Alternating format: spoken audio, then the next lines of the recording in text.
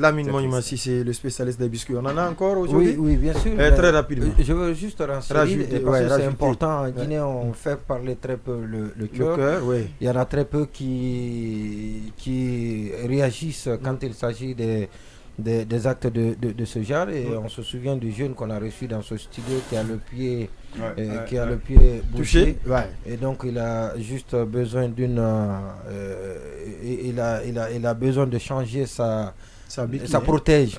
Il a besoin de changer sa protège. Malheureusement, il n'a pas trouvé quelqu'un pour l'aider jusqu'ici. Et les circonstances de sa blessure sont extraordinaires. Et il était chez lui lors des manifestations politiques et la balle l'a trouvé chez lui. Et donc, il a été amputé du pied gauche. Et donc, il n'a pas les moyens, sa famille n'a pas les moyens et tout le monde compte sur lui. Aujourd'hui, le cri de cœur, il est passé. Mais malheureusement, les gens ne se bougent pas parce qu'ils n'ont pas d'intérêt à aider le jeune. C'est-à-dire que généralement, c'est quand derrière, il y a du bruit. Que certains, voilà, donc ceux qui le font dans la plus grande discrétion, comme les Antonio, ne sont pas nombreux, ils ne peuvent pas être sur tous les fronts, c'est malheureux. Alors, et mieux, pour revenir au on va avancer là, oui. Non, je veux juste évoquer un seul cas dans le même sens, quoi. Il y a un cas qui fait la une sur les réseaux sociaux aujourd'hui. Non, je vous en prie. Je vous en prie. On progresse. D'accord. Non, le cas est important à connaître. C'est très important, hein. Je vous en prie, oui. Allez, oui, Lamine Monument, allez-y. D'accord. Et alors, si on commence à en citer, on n'en finira pas. Oui, il y en a beaucoup. Non, le cas dont je parle là, c'est un cas qui se passe présentement sur les réseaux sociaux par rapport à deux artistes. Je veux juste relancer la question sur la problématique par rapport au soutien de l'assurance des artistes. Parce que présentement, il y a deux qui séjournent en Turquie. Il y a un qui est malade, qui souffre d'une insuffisance rénale. Parce que là, Keita parle d'un cas de décès, mais ça là, ce sont des soins. Il y a un qui souffre d'une insuffisance rénale. Je ne sais pas qu'est-ce que l'État fait à travers le ministère de la Culture. Mais son collègue lui a donné un rein. Oui, j'en viens. Je sais qu'il y a son collègue, son ami qui veut lui donner un rein. Son problème est réglé. Non, est-ce que... Rien n'est dit, hein. Ça ne veut pas dire que c'est réglé parce qu'ils sont encore là-bas. Qu'est-ce que fait le ministère de la Culture à travers Oui, mais le ministère de la Culture a lancé un fonds de soutien. Non. Fodac, non? Fodac. Non, il y a le Fodac, mais également il y a l'assurance maladie. Ah oui, bien mais sûr. si les artistes aussi refusent de souscrire à une assurance maladie, je pense qu'on ne peut pas continuer à mettre tout ça quand même en C'est une action libérale. Exactement, c'est une profession libérale. Il faut plutôt parler des enseignants, exactement, des militaires, parce que c'est eux qui travaillent pour la nation. Pays, pour la nation. Mais qu'ils arrêtent aussi de nous mentir. On dit clairement que il faut qu'ils arrêtent pour il faut l'Algérie, Tunisie ou le Maroc, mais alors que nous, chaque inauguration, on nous dit la Guinée ne peut plus, c'est-à-dire peut compétir. Et ce qui est regrettable, on dit pour service rendu à la nation, et pourtant les cachettes ne sont pas mises à la disposition de l'État. De l'État, pas du tout. C'était avec les premiers artistes sous Sékou Touré. Les premiers. Alors maintenant, le biscuit, c'est d'abord la route, pour votre information, la route Beila-Kéréouani est coupée en ce moment. Longue de plus de 140 km et c'est coupé, voilà. Donc avant il fallait bourlinguer, il fallait c'était vraiment difficile à la traverser, mais maintenant c'est coupé et il faut que l'État fasse quelque chose. Et parce que je me suis informé, on m'a dit que c'est un projet qui est en cours, qui est un projet de construction d'une route internationale qui doit aller jusqu'en Côte d'Ivoire. Mais en attendant, vous savez, les projets sont ce qu'ils sont, mais il faut pouvoir soulager la population, et parce que c'est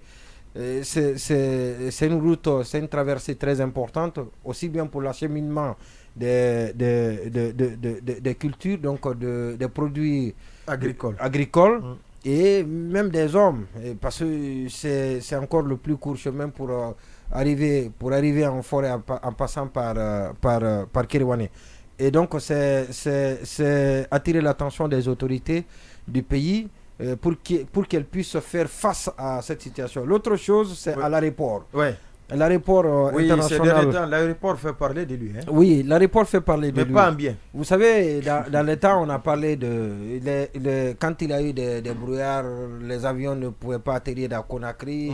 Il fallait atterrir dans un pays limitrophe, et par la suite, pour ceux qui sont chanceux et ceux qui ont les moyens, prendre la route pour venir à Conakry. Donc la situation a duré pendant longtemps et c'était lié juste à un petit truc qu'il fallait changer et qui n'a pas été annoncé par le responsable de la tour.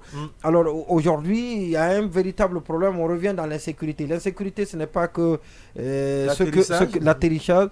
L'insécurité, c'est même les passagers. Quand vous arrivez, vous n'êtes pas sûr d'avoir vos bagages au complet. Et donc, on soustrait comme on le faisait par le passé. Il y a des choses qui se perdent. Et ça, c'est pourtant, il y a une société de gestion de l'aéroport, la Sogiac, la Sogiac qui doit s'occuper de tout ça. Ouais. Mais c'était un marché parce que tout le monde y a société de gestion et d'exploitation de l'aéroport. Oui, l'autre chose qui est encore plus grave, c'est le cas de mort sur la piste. Et je vous dis que notre aéroport, et ça je ne suis pas en train d'exagérer, c'est l'un des aéroports les moins sécurisés. Je ne dis pas que dans la hiérarchie, dans le classement, il se trouve en bas, mais il n'est pas moins loti. Alors, parce que je me souviens, il y a plus de 3-4 ans, et j'ai appris qu'il y a des institutions, sinon il y a un test, il y a une simulation qui a été faite. À l'aéroport, on s'est retrouvé que même s'il y a un explosif qui est posé quelque part à l'aéroport, on n'est pas capable de le détecter. Et donc, attends. Ah bon, pourquoi?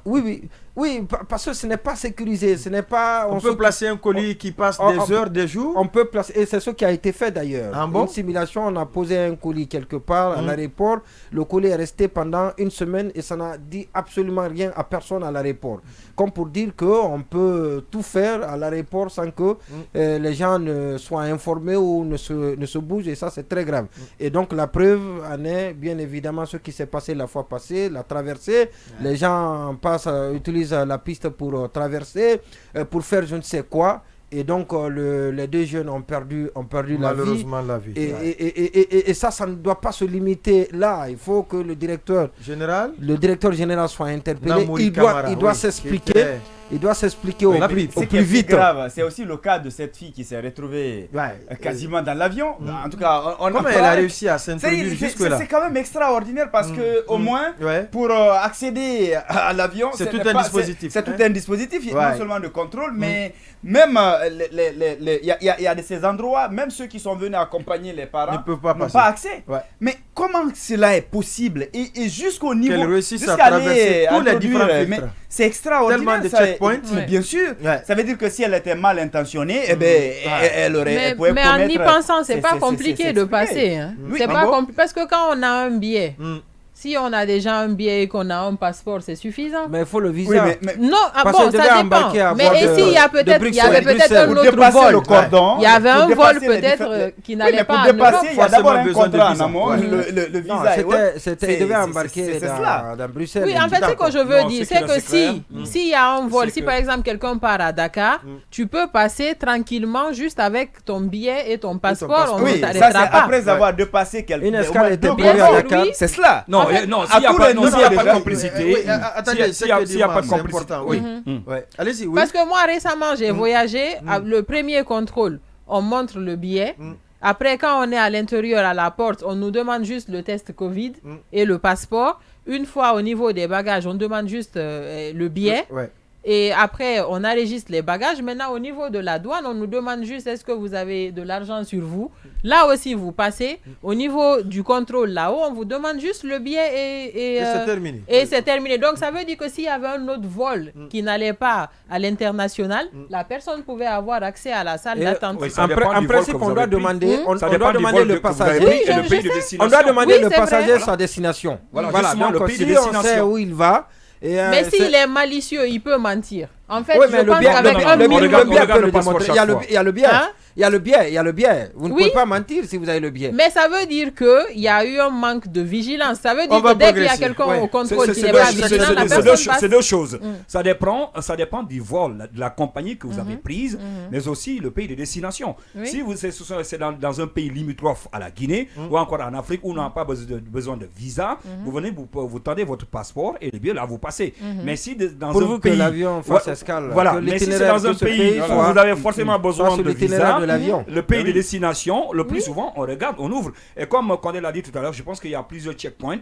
À l'entrée, c'est vrai qu'on te demande juste ton passeport. On regarde, des fois, on ne fouille même pas. Vous avez, mais à l'intérieur, peut-être à l'embarquement. Et surtout au niveau de la police de l'air et des frontières, là, on prend le plus souvent les empreintes. Je pense qu'il y a un contrôle quand même strict à ce niveau. Oui, mais et vous passez sous scanner. Mais jusqu'à ce niveau. S'il n'y a pas de la complicité, s'il n'y a pas de la complicité, je pense que cet adolescent. Non, jusqu'à ce niveau, on peut passer. Quand même le scénario Fodé Toukara et Yagin Koïta en 1999. Alors,